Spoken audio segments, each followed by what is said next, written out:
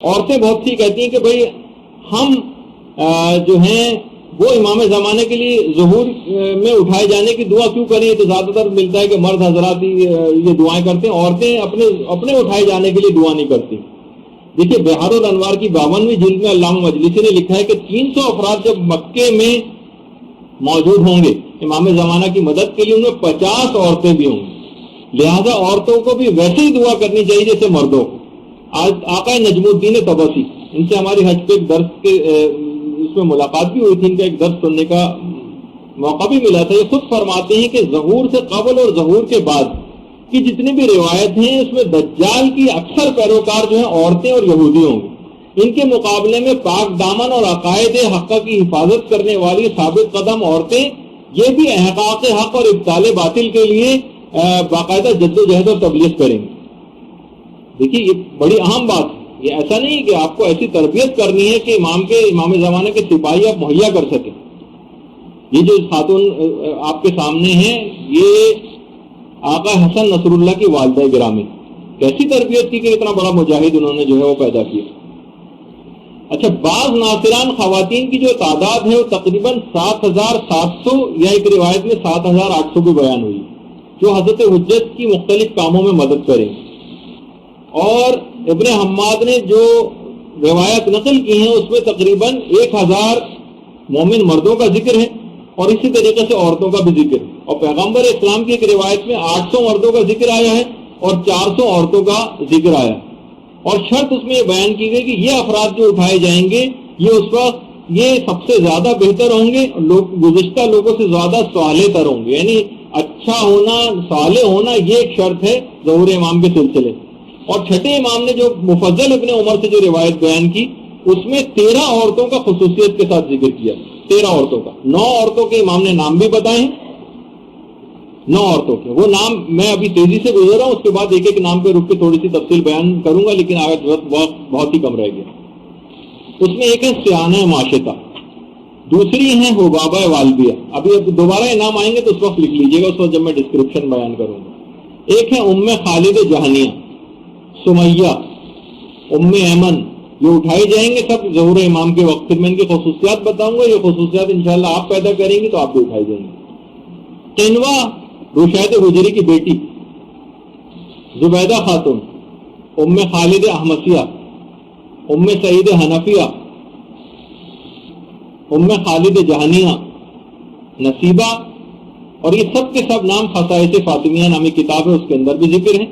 البتہ منتخب بصائر الدرجات جو کی کتاب ہے اس کے اندر 2 عورتوں کے نام اور آئے ہیں، وطیرہ اور احبشیہ۔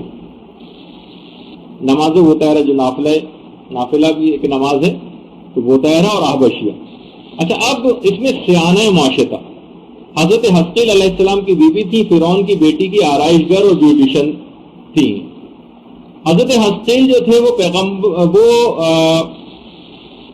حضرت موسیٰ کے تو موسیٰ پہ ایمان رکھتے تھے اور فرعون کے چچا زاد بھائی تھے، ان کی بیوی تھی۔ اچھا، رسول خدا جس وقت سفر معراج پہ جا رہے تھے اور مکے اور مسجد اقصیٰ کے درمیان سیر ہو رہی تھی تو درمیان میں اچانک سے پیغمبر اسلام کو زبردست خوشبو آئی جو پیغمبر نے اس سے پہلے نہیں سونگی تھی۔ کہا جبریل یہ کیسے خوشبو ہے؟ کہا یہ حضرت حسقیل علیہ السلام کی بیوی جو موسیٰ ابن عمران پر ایمان رکھتی تھی اور اپنے ایمان کو چھپائے ہوئے تھی، ان کی خوشبو ہے۔ یہ آرائش گھر تھی۔ جبریل نے کہا یہ جب کنگی کر رہی تھی فرعون کی بیٹی کے سر میں، اس وقت ان کے ہاتھ سے کنگھی چھوٹ کے گر پڑی تو اچانک ان کے منہ سے نکلا بسم اللہ، تو فرعون کی بیٹی چونک گئی، کہا کہ تو نے کیا میرے باپ کی تعریف کی؟ اس نے کہا نہیں، میں نے اس کی تعریف کی جس نے تیرے باپ کو بنایا اور تیرے باپ کو بھی وہی نابود کرے گا۔ اب تو وہ فوراً بھاگی فرعون کے پاس آئی، کہا کہ اس نے یہ تو موسیٰ کے خدا کے اوپر ایمان رکھتی ہے۔ فوراً فرعون نے بلایا، کہا کہ یا تو میری خدائی کا اعتراف کرو۔ اس نے کہا نہیں، میں اعتراف تو نہیں کروں گی، میرا خدا وہی ہے جو خدا وحدہ لا شریک ہے۔ کہا کہ تندور روشن کیا جائے، تندور کی آگ کو روشن کیا گیا اور اس کے ایک ایک بیٹے کو پکڑ کر آگ کے اندر ڈالا گیا۔ سیانہ معاشطہ کہتے ہیں بیوٹیشن کو، نام سیانہ تھا اس کا۔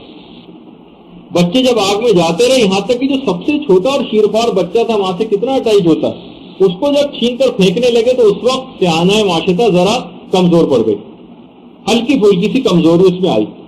اور وہ اس کے منہ سے نکلنے والا تھا کہ وہ مجبور ہو کر فرعون کی خدائی کا زبانی اظہار کرے، لیکن اذن خدا سے بچہ بول پڑا کہ اے مادر گرامی، آپ کریں، یقیناً آپ حق پر ہیں، یعنی کمزور پڑتا دیکھ کر فوراً کمک کرنا۔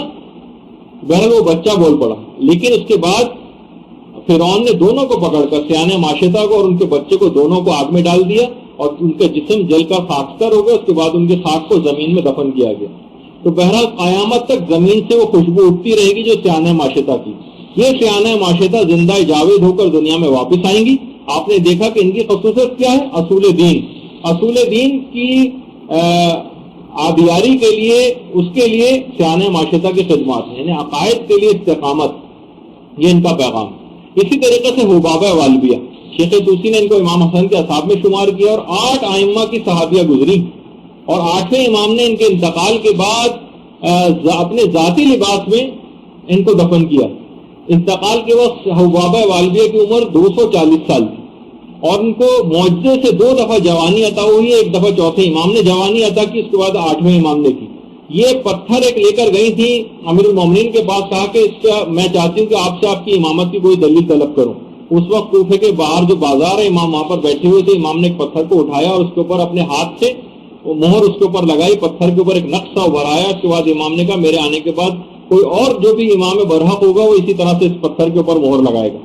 اس کے بعد امام حسین کے پاس آئیں، اس کے بعد امام حسن کے پاس آئیں، پھر امام حسین کے پاس آئیں، پھر امام زین العابدین کے پاس آئیں۔ امام زین العابدین کی خدمت میں جب آئیں تو اس وقت حبابہ والبیہ کی عمر 113 سال کی ہو چکی تھی، ہاتھوں میں راشا تھا۔ مولا نے دعا کی چوتھے امام نے، اور ان کی جوانی واپس آئی۔ وقت جو ہے گزرتا گیا، یہاں تک کہ 8ویں امام کا دور آ گیا۔ 8ویں امام نے بھی دعا کی، ان کی جوانی دوبارہ واپس آئی۔ 8ویں امام کے دعا کرنے کے 9 ماہ کے بعد حبابہ والبیہ کا انتقال ہو گیا۔ تو بہرحال آپ نے یہ دیکھا کہ علم کا شوق، احادیث کا بیان، باقاعدہ داڑھی کے سلسلے میں جو ایک روایت ہے وہ بھی حبابہ والبیہ سے، جس کا بھی موقع نہیں ہے کہ میں اس کو بیان کروں۔ حق کی تلاش اور حق کی جستجو، یہ جو ہے یہ خصوصیات تھیں جو کہ ہم بھی اگر پیدا کر لیں کہ حق بات کو حاصل کریں، حق بات کا علم حاصل کریں، کہاں سے ہم کو احکامات الہی صحیح طور پر مل سکتے ہیں، کہاں سے صحیح عقائد حقہ مل سکتے ہیں۔ جستجو کیجئے، پوچھئے، علماء کے پاس جائیے، زانو تلمس جو ہے ان کے سامنے طے کریں اور اس طرح سے حاصل کریں۔ حبابہ والبیہ کی خصوصیت تھی جس کی بنا پر حبابہ والبیہ کو امام زمانہ کی نصرت کے لیے دوبارہ اٹھایا جائے گا۔ اس کے بعد خالد جہانیہ، جب عراق کا حاکم یوسف ابن عمر آیا تھا تو اس نے حضرت زید ابن علی کو کوفے سے بلا کر، آپ کو پتہ ہے کہ شہید کیا تھا، تو خالد کے ہاتھوں کو شیعہ ہونے اور حضرت زید کے قیام کی طرف مائل ہونے کے جرم میں خالد جہانیہ کے ہاتھ کاٹ دیے گئے۔ ابو بصیر کہتے ہیں میں چھٹے امام کی خدمت میں حاضر تھا کہ خالد اپنے کٹے ہوئے ہاتھوں کو لے کر وہاں پر آ گئی۔ معمولی بات، اتنی فصیح و بلیغ اور عالمہ خاتون تھی، اور جو ان کے مناظر و اثبات امامت کے ایسے دلائل دیکھتی تھی کہ امام صادق نے ابو بصیر سے کہا کہ اے ابو بصیر، خالد کی باتیں سننے کے تم خواہش مند ہو؟ انہوں نے کہا جی ہاں مولا، میں بہت خوش ہوں گا۔ خالد امام کے قریب گئی، امام کے پاس آ کر باتیں کی۔ ابو بصیر کہتے ہیں میں ان کی فصاحت و بلاغت اور علم کو دیکھ کر حیران رہ گیا۔ یعنی خالد جہانیہ علم کے حوالے سے، یعنی خواتین کو بھی پیغام ہے کہ امام زمانہ کی نصرت کرنے والی خواتین جو اٹھائی جائیں گی، اس میں تیسری خصوصیت جن خاتون کی ہے خالد کی، علم حاصل کر کے، ایسے میں ان کے علم کو دیکھ کر حیران رہ گیا۔ اس کے بعد خالد نے نہایت فصاحت و بلاغت کے ساتھ امام سے ولایت کے مسئلے پہ بات کی، دشمنوں سے برات کے موضوع پر بات کی، نہایت فصیح و بلیغ گفتگو فرمائی۔ معجم الرجال الحدیث میں آیت اللہ خوئی نے خالد جہانیہ کا واقعہ بھی نقل کیا 14ویں جلد میں۔ تو یہاں علم کو حاصل کرنا، جرأت مندی اور ثابت قدمی اور علم خاص طور پر، یہ خصوصیات شمار ہیں۔ اسی طریقے سے سمیہ جو عمار یاسر کی والدہ تھی، یاسر جو رسول کے صحابی تھے ان کی بیوی تھی، اعلان بعثت کے بعد 7ویں وہ خاتون ہے کہ جنہوں نے اسلام جو ہے قبول کیا، اور بدترین شکنجے کے اندر سمیہ کو جو ہے رکھا جاتا تھا۔ اور مقبرۃ الشبیکہ جو بالکل یہاں پر خانہ کعبہ ہے اور اس کے سامنے جو قبرستان ہے، اس میں ہمارے یاسر کی جو والدہ حضرت سمیہ کی قبر ہے یہاں پر۔ تو پورے خاندان کو شکنجے میں کسا جاتا تھا۔ پیغمبر جب یہاں سے گزرتے تو فرماتے تھے اے خاندان یاسر صبر کر لو، جان لو کہ جنت جو ہے وہ تمہاری منزل۔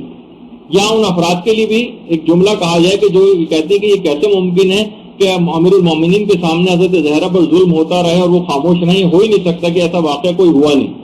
تو یہ بات اس سے یاد رکھ لیجیے کہ پیغمبر اسلام کے سامنے پورے خاندان کو شکنجہ دیا جاتا تھا. پیغمبر سامنے سے گزر جاتے تھے یہ جملہ کہہ کر، خاندان یاسر صبر کرو کہ جو جنت جو ہے تمہاری. تو اس کے بعد ابو جہل نے خونی نیزے کے ذریعے جسم کے نچلے حصے پر پوری قوت کے ساتھ مارا تھا، اور اس کے بعد پھر سمیہ جو ہے وہ شہید ہو گئی. تو آپ نے دیکھا کہ یہ پہلی شہیدہ خاتون ہے اسلام کی جو اصول دین اور اپنے عقائد کی آبیاری کے سلسلے میں جنہوں نے جان دی. اسی طریقے سے اس کے بعد ام ایمن ہے جن کا نام برکہ تھا. یہ بھی امام زمانہ کے ظہور کے بعد ان کی مدد کے لیے اٹھائے جائیں گے. پیغمبر اسلام کی کنیز جو اپنے والد سے میراث میں رسول خدا کو ملی تھی. رسول خدا اور پورے خاندان اہل بیت کی نہایت خدمت گزار اور ان کا ایسا کہنا ماننے والی کہ پیغمبر اسلام ام ایمن کو ماں کہہ کر پکارتے تھے اور کہتے تھے یہ میرے باقی اہل بیت میں سے. اور انہوں نے ایسی تربیت اپنے بیٹے کی تھی جو ان کے بیٹے کا نام ایمن تھا کہ جو کہ مجاہد بھی تھا اور جنگ حنین میں شہید ہوا. تو ایک پیغام یہ بھی بنا کہ بہترین تربیت کر کے ایسے افراد کو مہیا کرنا یہ ام ایمن کی شخصیت کے خاص پہلو کہ اپنی اطاعت سے آپ نے پورے خاندان اہل بیت کو خوش کیا. اس کے بعد اپنے بیٹے ایمن کی ایسی تربیت کی کہ جس نے اسلام کے لیے اپنی جان دی. تو ایسی تربیت آپ بھی اپنی اولادوں کی، گھر والوں کی، خاندان والوں کی کر کے آپ بھی اس مقام کو حاصل کر سکتی ہیں. جی اچھا، اسی طریقے سے اب بہت ساری چیزیں اس کے اندر اور بھی ہیں لیکن اتنا وقت نہیں ہے. اور اس کے علاوہ یہ کہ بہت سارے علماء ابھی اور بھی آپ کی خدمت میں آئیں گے اگرچہ بات مکمل نہیں ہو سکی ہے. لیکن بہرحال اس کے بعد رشید حجری کی بیٹی قنوہ کہ باقاعدہ رشید حجری کے ہاتھ پاؤں قطع کر دیے گئے تھے اور اپنے باپ کو خود اٹھا کر لے کے گئی تھی. اور اس کے بعد جب انہوں نے فضائل امیر المومنین بیان کرنے شروع کیے تو قنوہ کہتی ہے کہ اس کے بعد ابن زیاد کے لوگ آئے، انہوں نے میرے باپ کی زبان بھی کاٹ دی. تو آپ خود سوچئے کہ اتنے مظالم کو برداشت انہوں نے کیا اور اتنی جمع مرضی کے ساتھ یہ سارے جو ہے وہ مقابلے کیے. اور اسی طریقے سے زبیدہ خاتون یہ ہارون رشید کی بیوی تھی، لیکن آپ دیکھیں کہ جب محبان اہل بیت میں سے تھی، ہارون جب اس عقیدے سے آگاہ ہوا کہ یہ شیعان علی میں سے ہیں تو اس نے قسم کھائی تھی کہ میں زبیدہ کو جو طلاق دے دوں گا. لیکن اپنے اخلاقیات اور چیریٹی اور صدقات اور اخلاق حسنہ سے ایسی متصف تھی اور اسی میں معروف تھی کہ جس وقت مکے میں ایک پانی مشق کی قیمت جو ہے وہ 1 دینار سونے کی ہوا کرتی تھی اور حاجیوں کے لیے جو ہے پانی کا شدید مسئلہ تھا، تو اہل مکہ کو سیراب کیا تھا اور پہاڑوں اور دروں کو کھود کے 10 میل دور سے حرم میں نہر نکال کے لے کر آئی. 100 کنیزیں ایسی زبیدہ خاتون کے پاس تھیں جو کہ ساری کی ساری حافظہ قرآن تھیں اور ہر ایک کا وظیفہ یہ تھا کہ ایک جز قرآن کو اس طرح سے پڑھیں کہ اطراف کے گھروں میں تمام رہائشی مکانات تک اس قرآن کی تلاوت کی آواز جائے. ان کی خصوصیت کیا تھی؟ یعنی ظالم بادشاہ کی بیوی تھی لیکن دنیاوی چکا چوند اور زرق برق لباسوں اور زیورات سے متاثر نہیں ہوئی بلکہ ان دنیاوی نعمتوں کو اسلام کی راہ میں خرچ کیا اس لحاظ. اچھا، اسی طریقے سے جو ان کی کاخ میں ان کی قبر بھی ہے زبیدہ خاتون کی. اس کے بعد ام خالد احمسیہ یہ بھی امام کی نصرت کے لیے اٹھائی جائیں گی جس طرح سے زبیدہ خاتون کہ باقاعدہ ایسی بیمار تھی کہ طبیبوں نے شراب کے علاوہ کوئی حل نہیں بتایا تھا. امام کے پاس آئی تھی اور کہا کہ مولا آپ اجازت دیں تو میں شراب پیوں گی ورنہ نہیں. امام نے جب منع کر دیا تو اپنی تندرستی کی نعمت کو مسائل فقہ اور مسائل شریعہ معلوم کر کے اور اس پر سختی کے ساتھ عمل میں جان دے دی لیکن شراب کو پیا نہیں. اتنا بڑا مقام حاصل کیا. آپ نے دیکھا کہ ابھی تک عقائد کی آبیاری کے حوالے سے اور زبیدہ خاتون نے جو اخلاقیات کے حوالے سے اور ام خالد احمسیہ نے مسائل فقہ پر اور اسلامی احکامات پہ عمل کے حوالے سے اپنی جان دی ہے. اور یہ اگر ہم بھی اپنی زندگیوں میں اس چیز کو راسخ کریں، ان کی خصوصیات جو آئی ہیں جن کی بنا پر اٹھائے جائیں گے اپنے اندر بھی اگر ہم پیدا کر لیں تو انشاءاللہ آپ دیکھیں گے کہ ہم اور آپ خود بھی جب سختی کے ساتھ ان پر عمل درآمد ہوں گے تو امام زمانہ کی ناصرین کے لیے ان خصوصیات کی بنا پر اٹھائے جانے کے اہل ثابت ہوں گے. اور اسی طریقے سے بہت ساری خواتین اور ہیں لیکن ان کا اس وقت میں تذکرہ اب اس وقت فی الحال نہیں کر سکتا، گفتگو بس ایک لحاظ سے یہاں پر روکتے ہیں. تو یہی ہے، آپ کو بہت اچھا ایک موقع اس سلسلے میں ملے گا. چند خصوصیات خواتین کی اور باقی تھیں لیکن لب و لباب ان کا بھی یہی ہے. تو علوم کے لحاظ سے آپ یہ دیکھیں کہ سب سے اہم ترین چیز یہ کہ آپ کو علم حاصل کرنا ہے. خود امام زمانہ علیہ السلام کی جو والدہ گرامی تھی حضرت نرجس خاتون روم کی شہزادی تھی،